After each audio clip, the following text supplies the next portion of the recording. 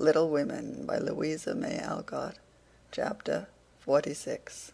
While Laurie and Amy were taking conjugal strolls over velvet carpets as they set their house in order and planned a blissful future, Mr. Barr and Joe were enjoying promenades of a different sort, along muddy roads and sodden fields. "I always do take a walk toward evening, and I don't know why I should give it up, just because I happened to meet the Professor on his way out," said Jo to herself, after 2 or 3 encounters, for though there were 2 paths to Meg's, whichever one she took, she was sure to meet him, either going or returning. He was always walking rapidly, and never seemed to see her until quite close, when he would look as if his short-sighted eyes had failed to recognize the approaching lady till that moment. Then, if she was going to Meg's, he always had something for the babies. If her face was turned homeward, he had merely strolled down to see the river and was just returning, unless they were tired of his frequent calls. Under the circumstances, what could Jo do but greet him civilly and invite him in? If she was tired of his visits, she concealed her weariness with perfect skill, and took care that there should be coffee for supper, as Mr. Bear doesn't like tea. By the second week everyone knew perfectly well what was going on, yet everyone tried to look as if they were stone blind to the changes in Jo's face. They never asked why she sang about her work, did up her hair 3 times a day, and got so blooming with her evening exercise, and no one seemed to have the slightest suspicion that Professor Bear, while talking philosophy with the father, was giving the daughter lessons in love. Jo couldn't even lose her heart in a decorous manner, but sternly tried to quench her feelings, and failing to do so, led a somewhat agitated life. She was mortally afraid of being laughed at for surrendering after her many and vehement declarations of independence. Laurie was her especial dread, but thanks to the new manager he behaved with praiseworthy propriety, never called Mr. Bear a capital old fellow in public, never alluded in the remotest manner to Jo's improved appearance, or expressed the least surprise at seeing the Professor's hat on the Marches' table nearly every evening. But he exulted in private, and longed for the time to come when he could give Jo a piece of plate with a bear and a ragged staff on it as an appropriate coat of arms. For a fortnight the Professor came and went with lover-like regularity.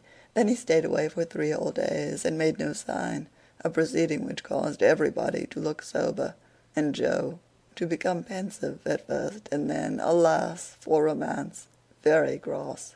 Disgusted, I dare say, and gone home as suddenly as he came.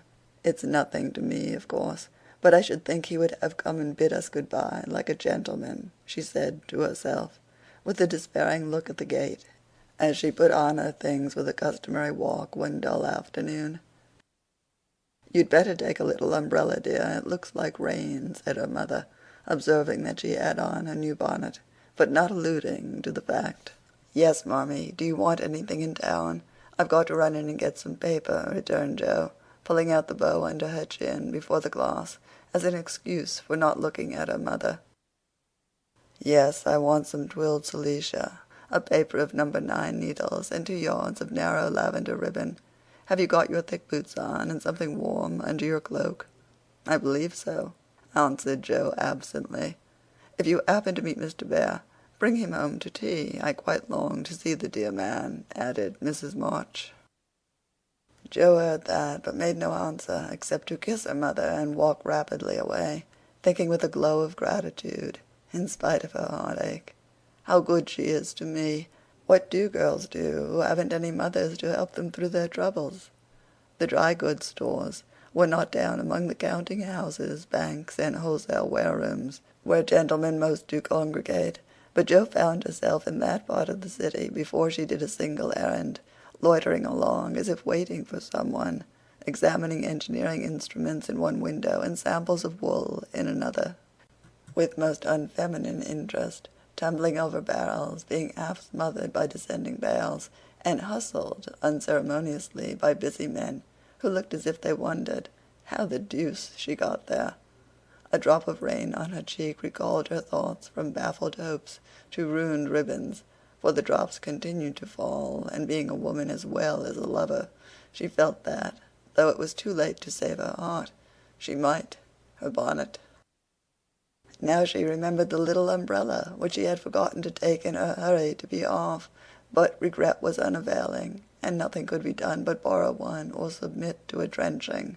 She looked up at the lowering sky, down at the crimson bow already flecked with black, forward along the muddy street, then one long lingering look behind at a certain grimy warehouse, with Hoffman's Watts and Company over the door, and said to herself, with a sternly reproachful air, "It serves me right. What business had I to put on all my best things and come philandering down here, hoping to see the Professor?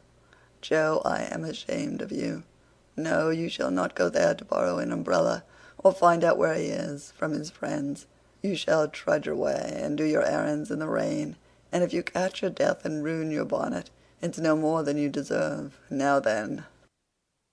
With that she rushed across the street so impetuously that she narrowly escaped annihilation from a passing truck, and precipitated herself into the arms of a stately old gentleman, who said, "I beg pardon, ma'am," and looked mortally offended.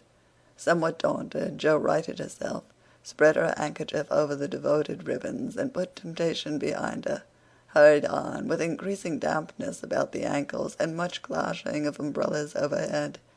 The fact that a somewhat dilapidated blue one remained stationary above the unprotected bonnet attracted her attention, and looking up, she saw Mr. Bear looking down.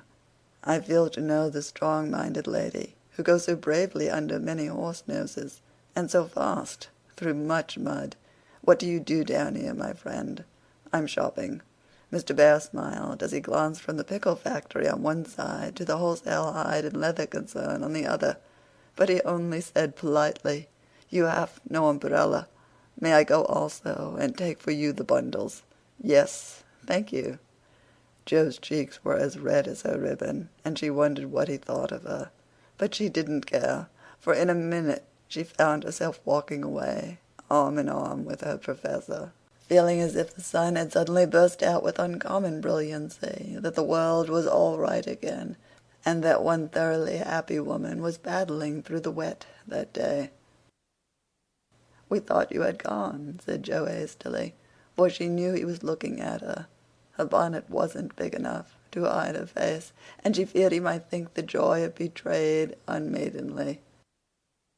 "Did you believe that I should go with no farewell to those who have been so heavenly kind to me?" he asked so reproachfully that she felt as if she had insulted him by the suggestion, and answered heartily, "No, I didn't.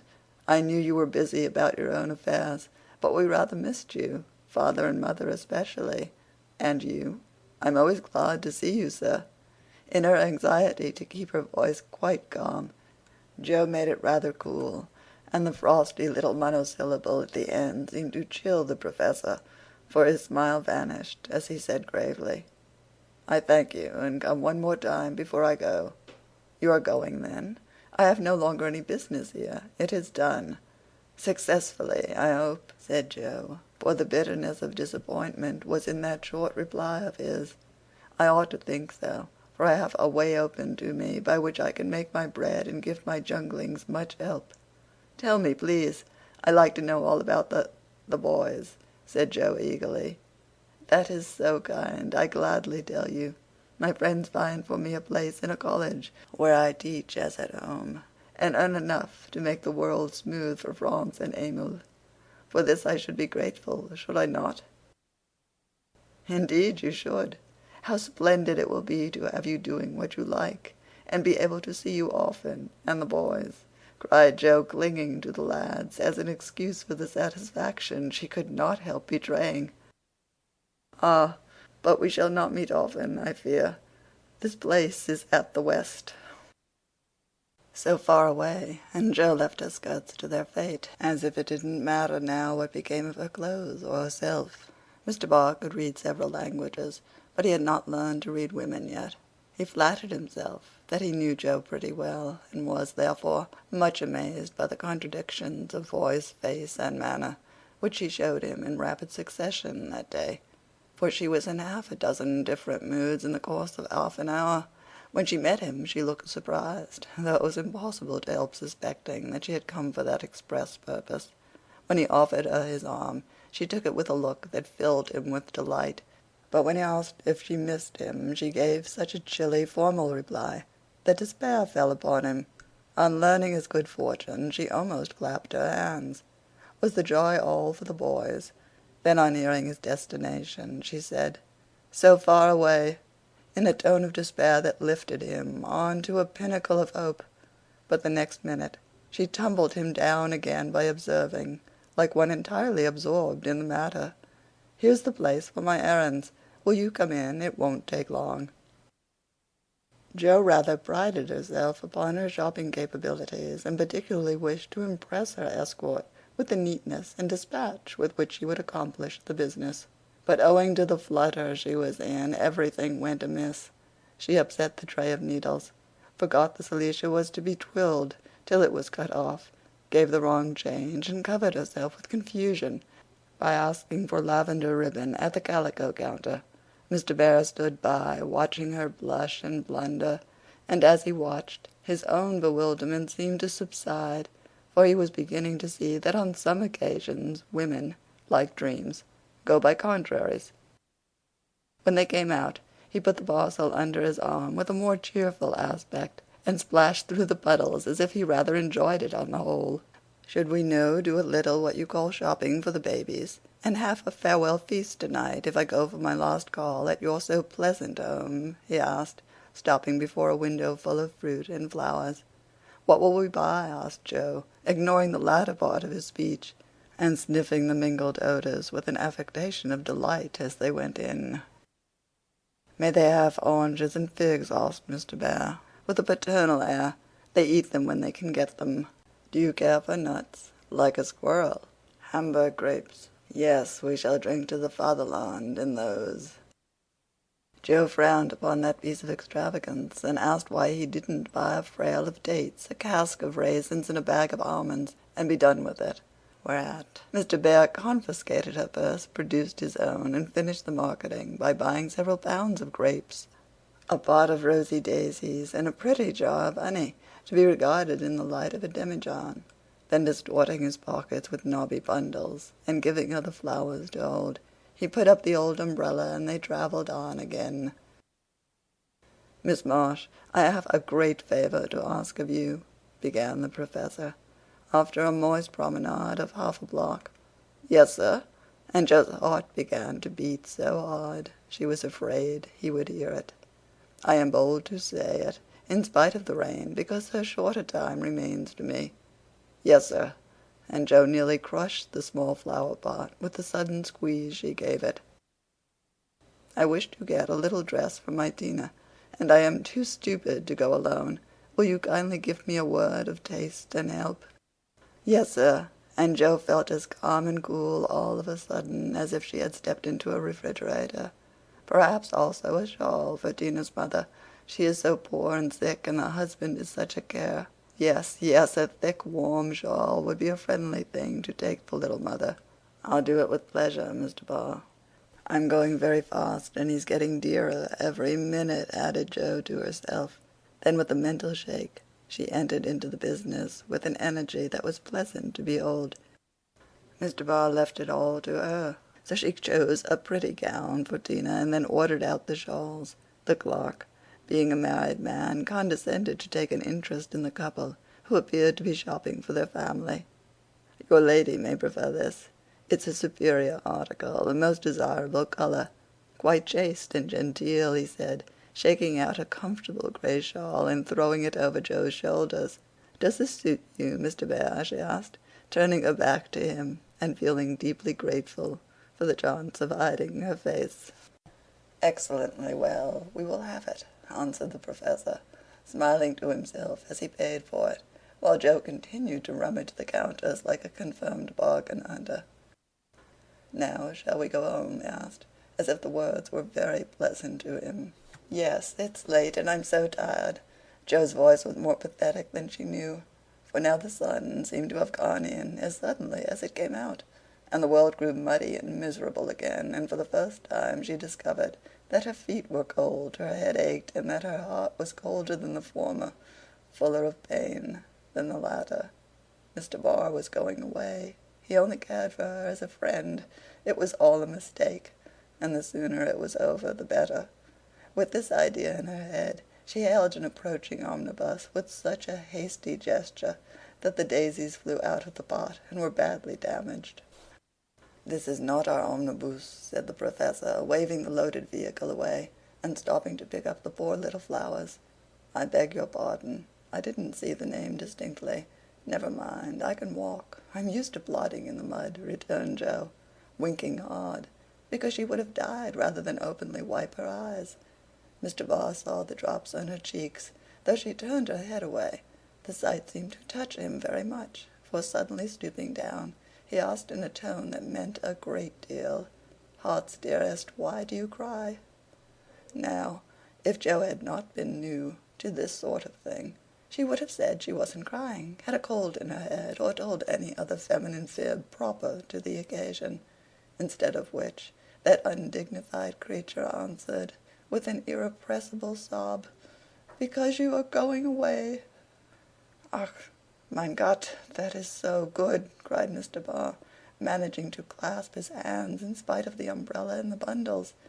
"Joe, I have nothing but much love to give you. I came to see if you could care for it, and I waited to be sure that I was something more than a friend. Am I? Can I make a little place in your heart for old Fritz?" he added, all in one breath. "Oh, yes," said Joe, and he was quite satisfied, for she folded both hands over his arm and looked up at him with an expression that plainly showed how happy she would be to walk through life beside him, even though she had no better shelter than the old umbrella, if he carried it. It was certainly proposing under difficulties, for even if he had desired to do so, Mr. Barr could not go down upon his knees on account of the mud. Neither could he offer Joe his hand, except figuratively, for both were full. Much less could he indulge in tender remonstrations in the open street, though he was near it. So the only way in which he could express his rapture was to look at her, with an expression which glorified his face to such a degree that there actually seemed to be little rainbows in the drops that sparkled on his beard. If he had not loved Joe very much, I don't think he could have done it then, for she looked far from lovely, with her skirts in a deplorable state, her rubber boots splashed at the ankle, and her bonnet a ruin. Fortunately, Mr. Barr considered her the most beautiful woman living, and she found him more Jove-like than ever, though his hat brim was quite limp, with the little rills trickling thence upon his shoulders, for he held the umbrella all over Joe, and every finger of his gloves needed mending. Passers-by probably thought them a pair of harmless lunatics, for they entirely forgot to hail a bus and strolled leisurely along, oblivious of deepening dusk and fog. Little they cared what anybody thought, for they were enjoying the happy hour that seldom comes but once in any life, the magical moment which bestows youth on the old, beauty on the plain, wealth on the poor, and gives human hearts a foretaste of heaven. The Professor looked as if he had conquered a kingdom, and the world had nothing more to offer him in the way of bliss, while Joe trudged beside him, feeling as if her place had always been there, and wondering how she could have chosen any of the lot. Of course, she was the first to speak, intelligibly, I mean, for the emotional remarks which followed her impetuous "oh yes" were not of a coherent or reportable character.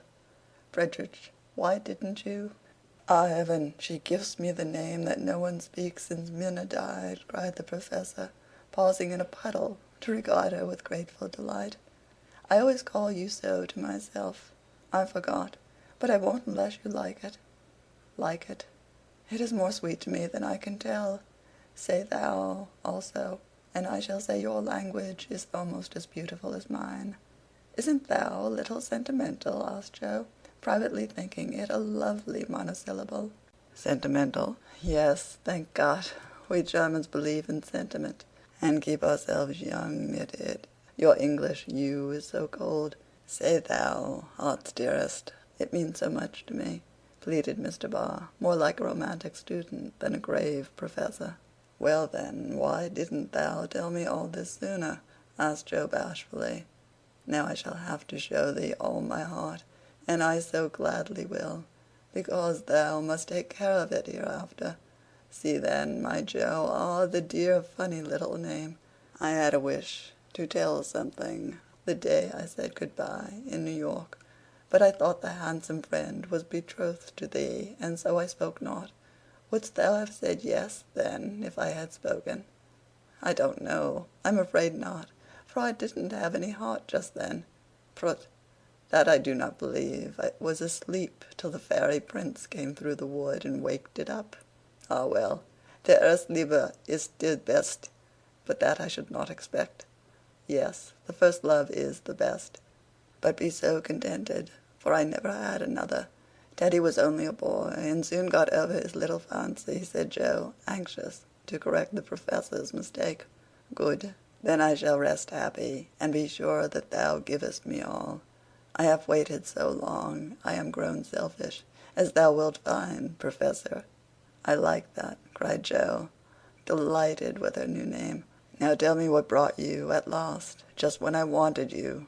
"This," and Mr. Barr took a little worn paper out of his waistcoat pocket.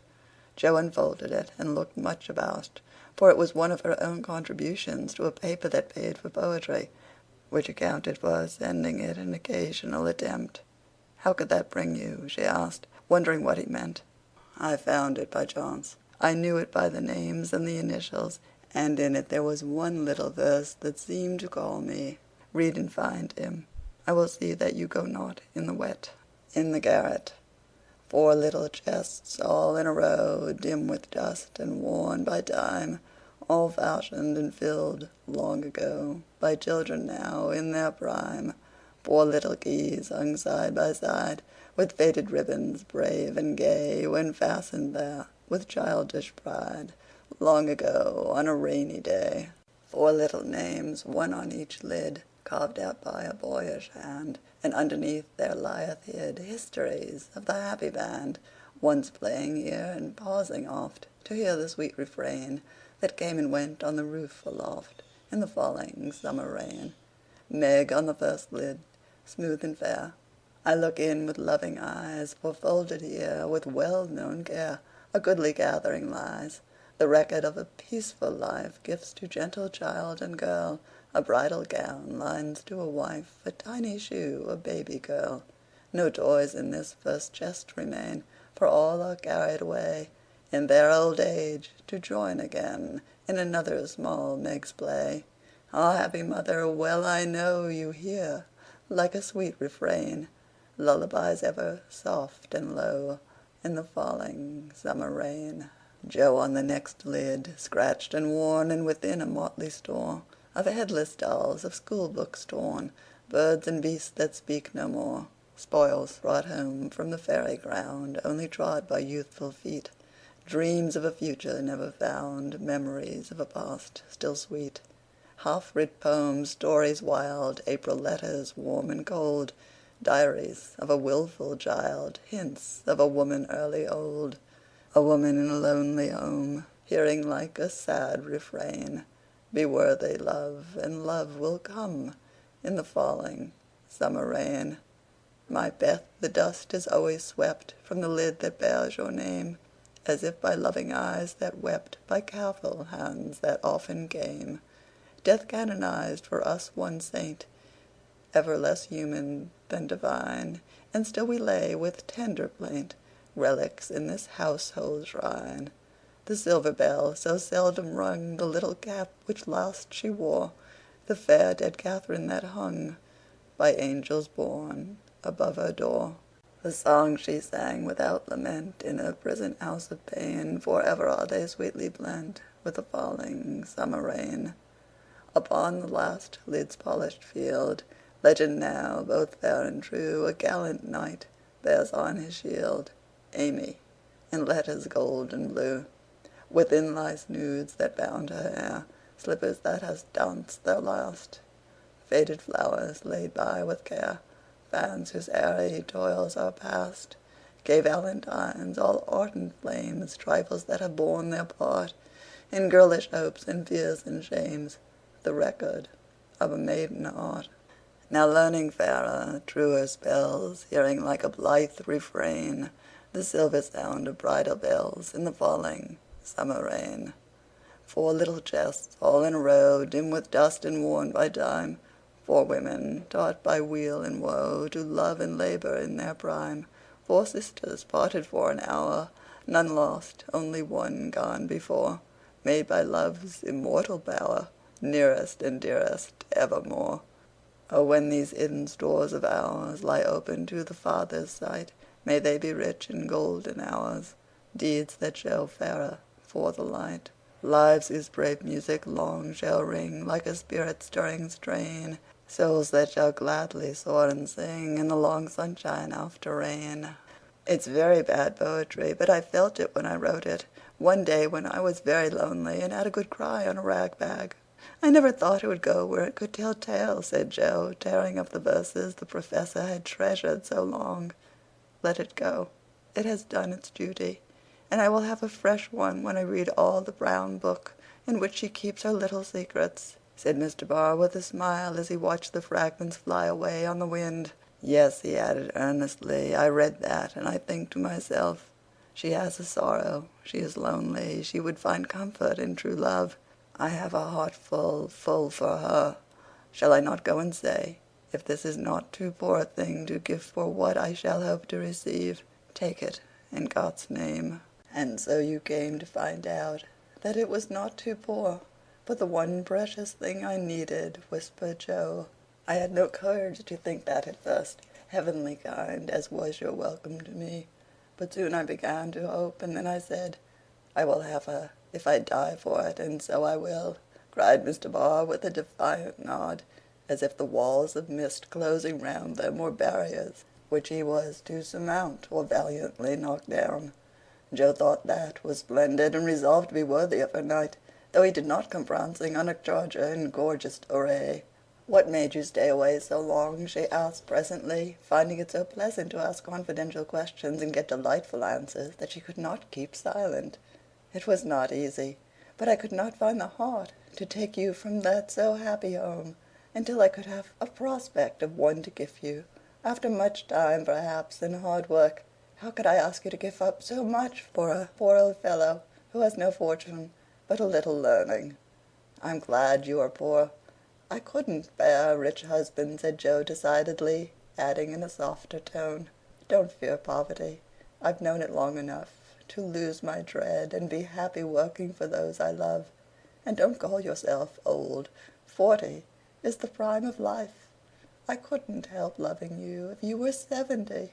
The Professor found that so touching that he would have been glad of his handkerchief if he could have got at it. As he couldn't, Joe wiped his eyes for him and said, laughing, as she took away a bundle or two, I may be strong-minded, but no one can say I'm out of my sphere now, for woman's special mission is supposed to be drying tears and bearing burdens. I'm to carry my share, Frederick, and help to earn the home. Make up your mind to that, or I'll never go, she added resolutely, as he tried to reclaim his load. We shall see. Have you patience to wait a long time, Joe? I must go away and do my work alone. I must help my boys first, because even for you I may not break my word to Minna. Can you forgive that, and be happy while we hope and wait? Yes, I know I can, for we love one another, and that makes all the rest easy to bear. I have my duty also, and my work. I couldn't enjoy myself if I neglected them, even for you. So there's no need of hurry or impatience. You can do your part out west, I can do mine here, and both be happy hoping for the best and leaving the future to be as God wills. Ah, thou givest me such hope and courage, and I have nothing to give back but a full heart and these empty hands, cried the Professor, quite overcome.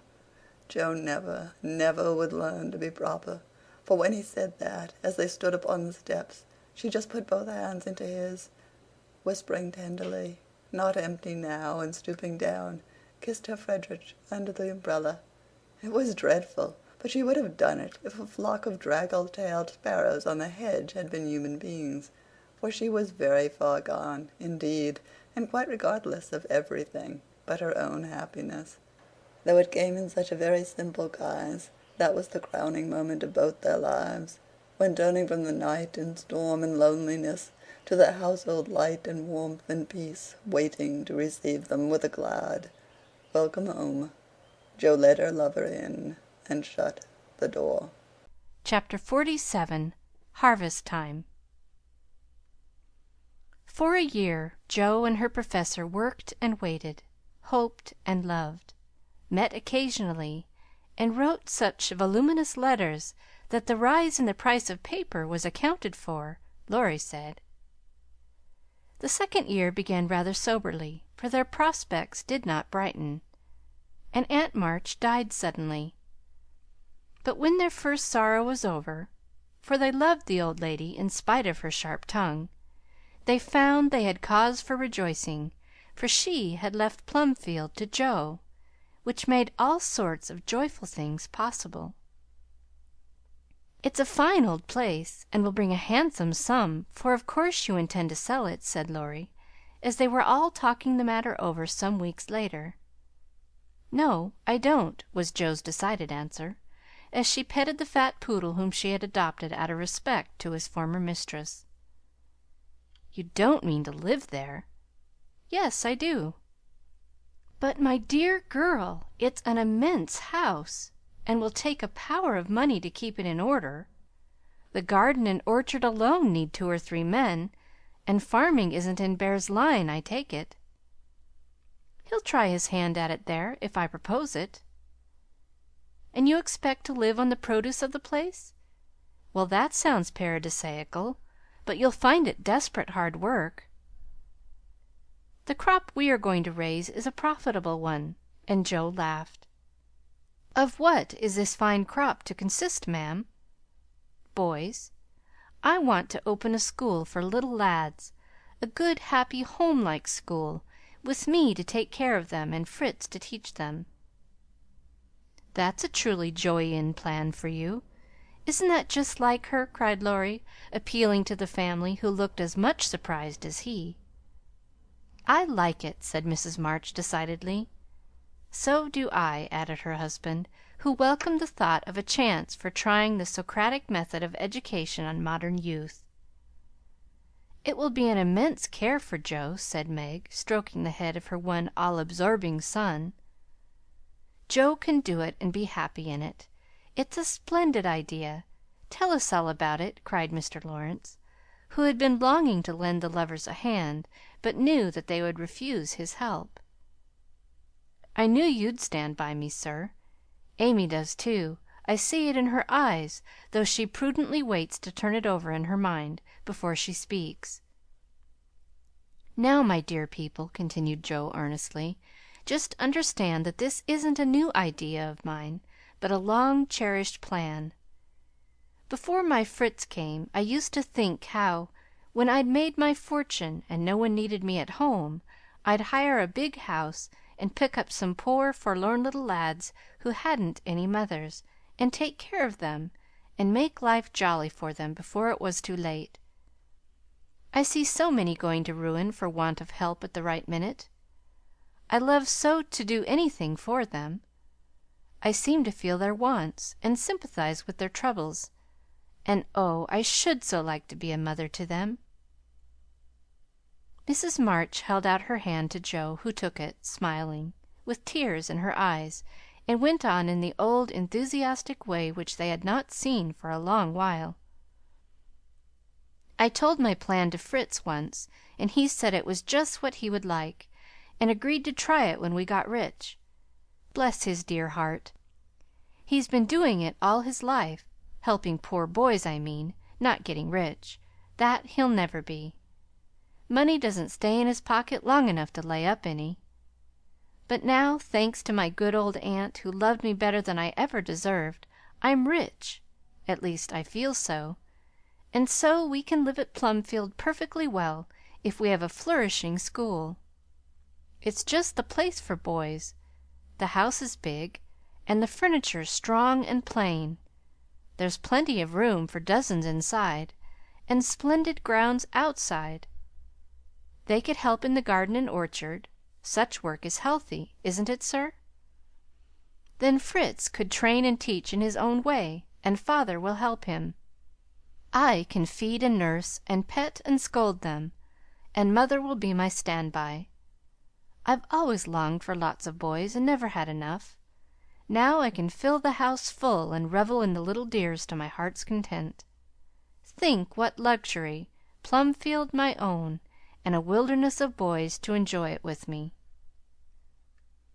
As Jo waved her hands and gave a sigh of rapture, the family went off in a gale of merriment, and Mr. Lawrence laughed till they thought he'd have an apoplectic fit. "I don't see anything funny," she said gravely, when she could be heard. "Nothing could be more natural and proper than for my Professor to open a school, and for me to prefer to reside in my own estate." "She is putting on airs already," said Laurie, who regarded the idea in the light of a capital joke. "But may I inquire how you intend to support the establishment? If all the pupils are little ragamuffins, I'm afraid your crop won't be profitable in a worldly sense, Mrs. Bear." "Now don't be a wet blanket, Teddy. Of course I shall have rich pupils also, perhaps begin with such altogether. Then when I've got a start, I can take in a ragamuffin or two, just for a relish. Rich people's children often need care and comfort as well as poor.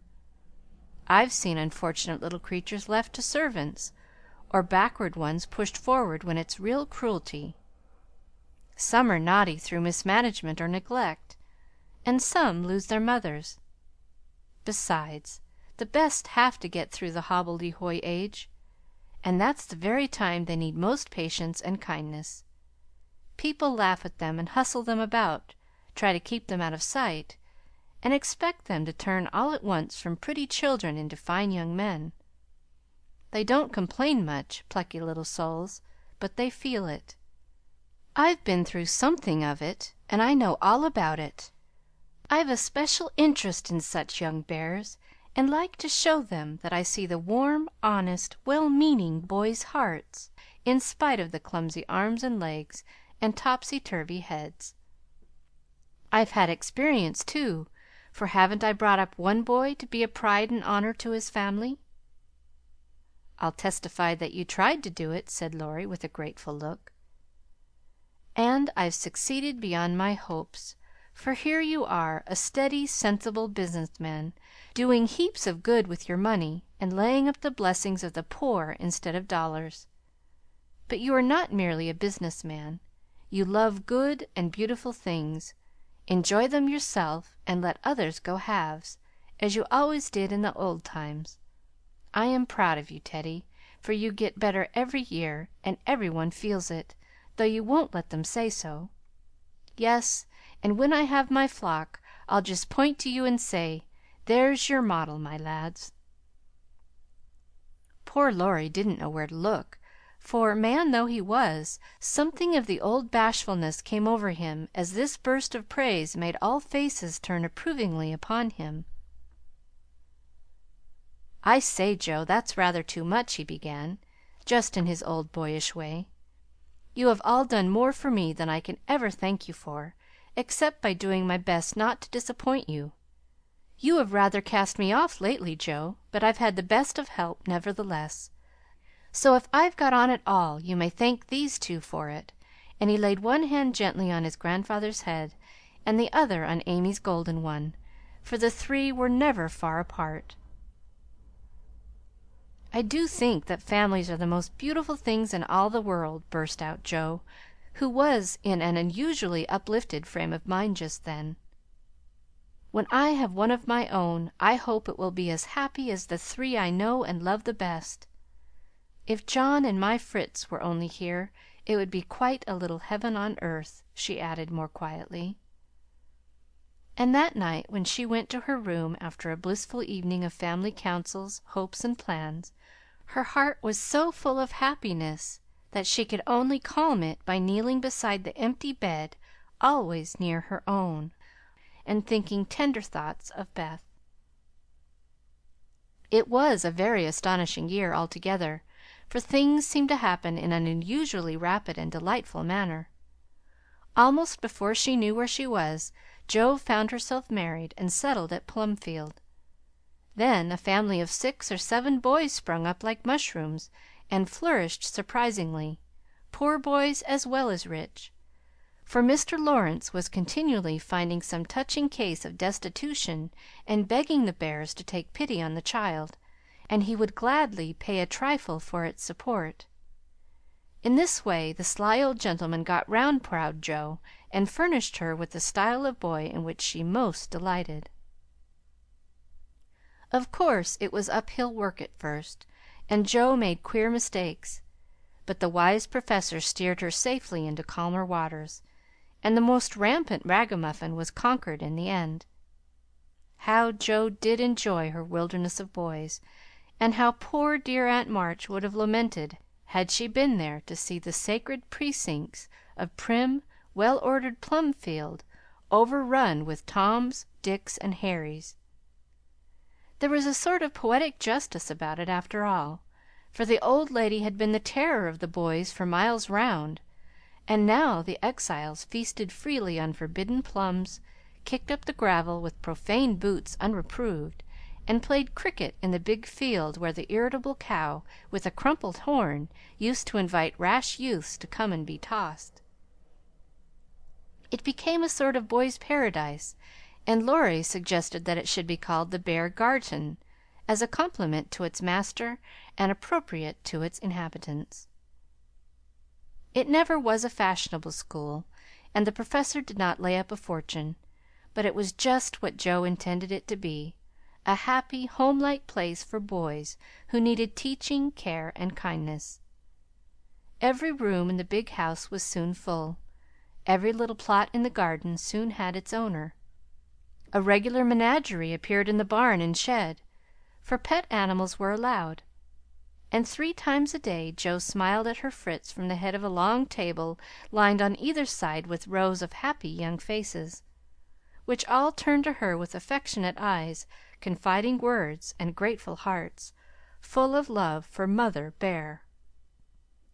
She had boys enough now, and did not tire of them, though they were not angels by any means, and some of them caused both Professor and Professorian much trouble and anxiety. But her faith in the good spot which exists in the heart of the naughtiest, sauciest, most tantalizing little ragamuffin gave her patience, skill, and in time success, for no mortal boy could hold out long with Father Bear shining on him as benevolently as the sun, and Mother Bear forgiving him 70 times 7. Very precious to Jo was the friendship of the lads, their penitent sniffs and whispers after wrong-doing, their droll or touching little confidences, their pleasant enthusiasms, hopes, and plans, even their misfortunes, for they only endeared them to her all the more. There were slow boys and bashful boys, feeble boys and riotous boys, boys that lisped and boys that stuttered, 1 or 2 lame ones, and a merry little quadroon who could not be taken in elsewhere, but who was welcome to the Bear Garten, though some people predicted that his admission would ruin the school. Yes, Jo was a very happy woman there, in spite of hard work, much anxiety, and a perpetual racket. She enjoyed it heartily, and found the applause of her boys more satisfying than any praise of the world, for now she told no stories except to her flock of enthusiastic believers and admirers. As the years went on, 2 little lads of her own came to increase her happiness, Rob, named for Grandpa, and Teddy, a happy-go-lucky baby who seemed to have inherited his papa's sunshiny temper as well as his mother's lively spirit. How they ever grew up alive in that whirlpool of boys was a mystery to their grandma and aunts, but they flourished like dandelions in spring, and their rough nurses loved and served them well. There were a great many holidays at Plumfield, and one of the most delightful was the yearly apple picking, for then the Marches, Lawrences, Brooks, and Bears turned out in full force and made a day of it. 5 years after Jo's wedding, one of these fruitful festivals occurred, a mellow October day when the air was full of an exhilarating freshness which made the spirits rise and the blood dance healthily in the veins. The old orchard wore its holiday attire. Goldenrod and asters fringed the mossy walls, grasshoppers skipped briskly in the sere grass, and crickets chirped like fairy pipers at a feast. Squirrels were busy with their small harvesting, birds twittered their adieux from the alders in the lane, and every tree stood ready to send down its shower of red or yellow apples at the first shake. Everybody was there. Everybody laughed and sang, climbed up and tumbled down. Everybody declared that there had never been such a perfect day or such a jolly set to enjoy it, and every one gave themselves up to the simple pleasures of the hour as freely as if there were no such things as care or sorrow in the world. Mr. March strolled placidly about, quoting Tusser, Cowley, and Columella to Mr. Lawrence, while enjoying the gentle apple's winy juice. The Professor charged up and down the green aisles like a stout Teutonic knight with a pole for a lance, leading on the boys, who made a hook and a ladder company of themselves and performed wonders in the way of ground and lofty tumbling.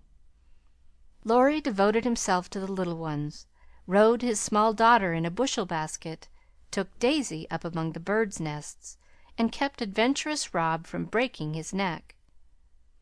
Mrs. March and Meg sat among the apple piles like a pair of pomanas, sorting the contributions that kept pouring in, while Amy, with a beautiful motherly expression in her face, sketched the various groups and watched over one pale lad who sat adoring her with his little crutch beside him. Jo was in her element that day, and rushed about with her gown pinned up and her hat anywhere but on her head, and her baby tucked under her arm, ready for any lively adventure which might turn up. Little Teddy bore a charmed life, for nothing ever happened to him, and Jo never felt any anxiety when he was whisked up into a tree by one lad, galloped off on the back of another, or supplied with sour russets by his indulgent papa, who labored under the Germanic delusion that babies could digest anything, from pickled cabbage to buttons, nails, and their own small shoes. She knew that little Ted would turn up again in time, safe and rosy, dirty and serene, and she always received him back with a hearty welcome, for Jo loved her babies tenderly. At 4:00 a lull took place, and baskets remained empty while the apple pickers rested and compared rents and bruises. Then Jo and Meg, with a detachment of the bigger boys, set forth the supper on the grass, for an out-of-door tea was always the crowning joy of the day. The land literally flowed with milk and honey on such occasions, for the lads were not required to sit at table, but were allowed to partake of refreshment as they liked, freedom being the sauce best beloved by the boyish soul. They availed themselves of the rare privilege to the fullest extent, for some tried the pleasing experiment of drinking milk while standing on their heads, others lent a charm to leap-frog by eating pie in the pauses of the game. Cookies were sown broadcast over the field, and apple turnovers roosted in the trees like a new style of bird. The little girls had a private tea party, and Ted roved among the edibles at his own sweet will. When no one could eat any more, the Professor proposed the first regular toast, which was always drunk at such times. Aunt March, God bless her! A toast heartily given by the good man who never forgot how much he owed her, and quietly drunk by the boys, who had been taught to keep her memory green. "Now Grandma's 60th birthday! Long life to her with 3 times 3!" That was given with a will, as you may well believe, and the cheering once begun, it was hard to stop it. Everybody's health was proposed, from Mr. Lawrence, who was considered their special patron, to the astonished guinea pig, who had strayed from its proper sphere in search of its young master. Demi, as the oldest grandchild, then presented the queen of the day with various gifts, so numerous that they were transported to the festive scene in a wheelbarrow. Funny presents, some of them, but what would have been defects to other eyes were ornaments to Grandma's, for the children's gifts were all their own. Every stitch Daisy's patient little fingers had put into the handkerchiefs she hemmed was better than embroidery to Mrs. March. Demi's miracle of mechanical skill, though the cover wouldn't shut. Rob's footstool had a wiggle in its uneven legs that she declared was soothing. And no page of the costly book Amy's child gave her was so fair as that on which appeared in tipsy capitals the words, "To dear Grandma from her little Beth." During the ceremony the boys had mysteriously disappeared, and when Mrs. March had tried to thank her children, and broken down, while Teddy wiped her eyes on his pinafore, the Professor suddenly began to sing. Then from above him voice after voice took up the words, and from tree to tree echoed the music of the unseen choir, as the boys sang with all their hearts the little song that Joe had written, Laurie set to music, and the Professor trained his lads to give with the best effect. This was something altogether new, and it proved a grand success, for Mrs. March couldn't get over her surprise, and insisted on shaking hands with every one of the featherless birds, from tall Franz and Emil to the little quadroon, who had the sweetest voice of all. After this the boys dispersed for a final lark, leaving Mrs. March and her daughters under the festival tree.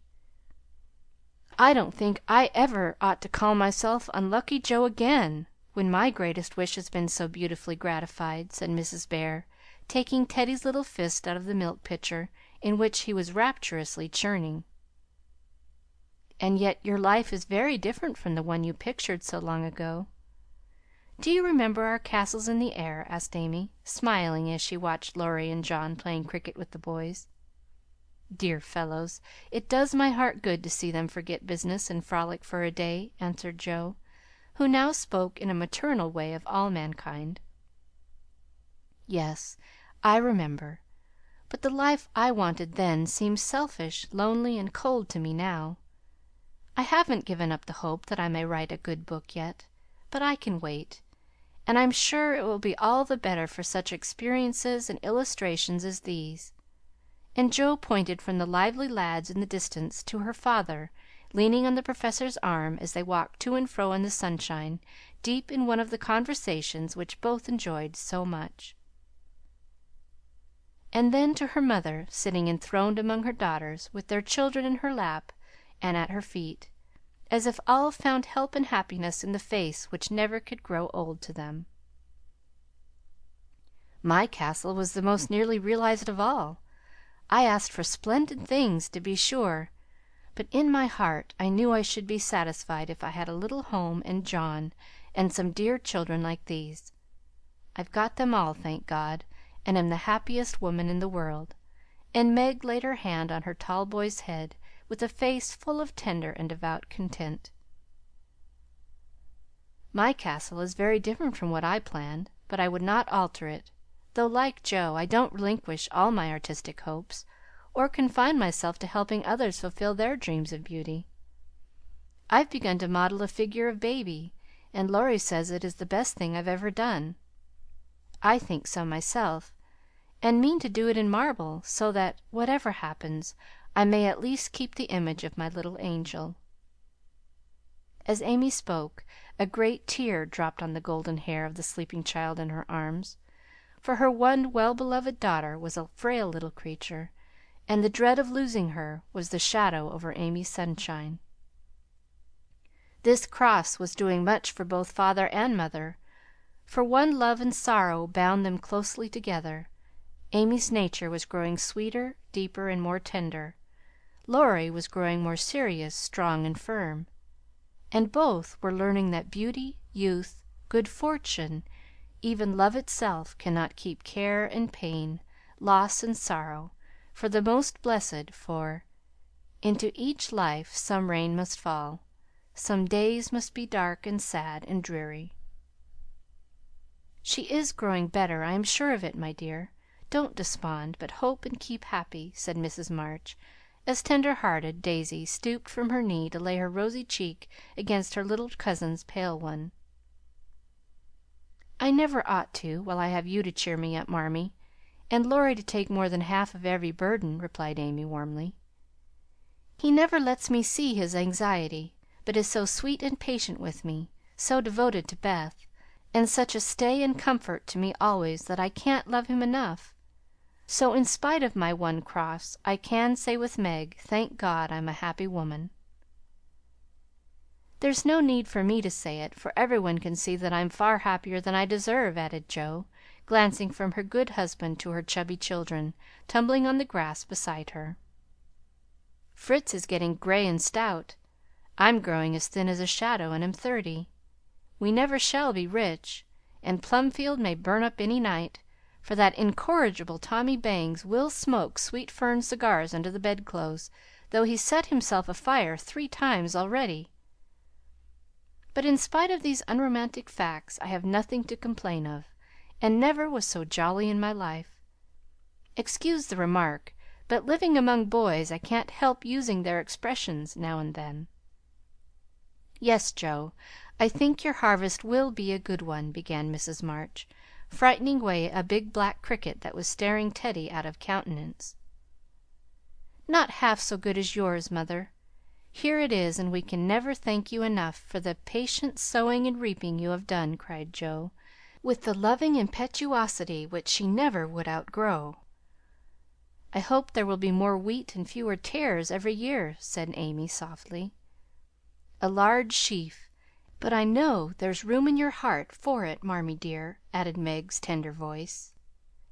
Touched to the heart, Mrs. March could only stretch out her arms as if to gather children and grandchildren to herself, and say, with face and voice full of motherly love, gratitude, and humility, "Oh, my girls, however long you may live, I never can wish you a greater happiness than this."